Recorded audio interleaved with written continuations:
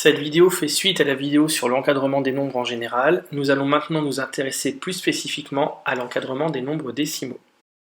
Comme expliqué dans la vidéo précédente, encadrer un nombre, par exemple 2 et 6 dixièmes, c'est fournir deux nombres, un nombre plus petit que 2 et 6 dixièmes et un nombre plus grand que 2 et 6 dixièmes.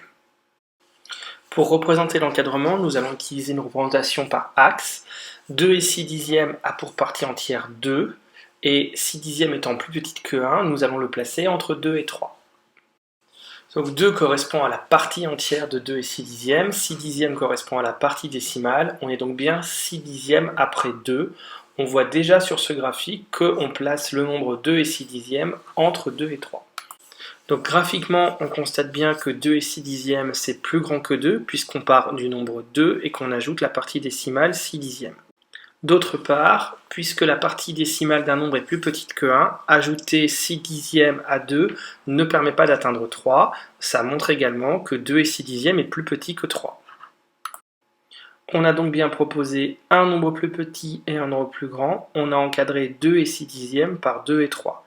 On a encadré à l'unité près. On peut dire aussi qu'on a encadré 2 et 6 dixièmes par deux entiers consécutifs. Par deux entiers parce que 2 et 3 sont entiers, et consécutifs parce que 2 et 3 sont deux entiers qui se suivent. On va poursuivre nos exemples avec un nombre qui contient des centièmes, ici 2 unités et 65 centièmes. Le premier constat que l'on peut faire, c'est que notre axe n'est plus adapté pour placer 2 et 65 centièmes. Effectivement, il est gradué en dixièmes, et 2 et 65 centièmes se situent quelque part entre 2 et 6 dixièmes et 2 et 7 dixièmes. Nous allons donc en quelque sorte zoomer et graduer l'intervalle entre 2 et 6 dixièmes et 2 et 7 dixièmes en centièmes afin d'y placer précisément 2 et 65 centièmes. Une fois ce placement précis du nombre sur l'axe effectué, on peut procéder aux encadrements. Par exemple, 2 et 65 centièmes est compris entre 2 et 3, mais également entre 2 et 6 dixièmes et 2 et 7 dixièmes. Nous terminons par un dernier exemple où nous allons encadrer de plus en plus précisément le nombre 256 et 357 millièmes. On peut encadrer aux deux centaines les plus proches, c'est-à-dire 200 et 300.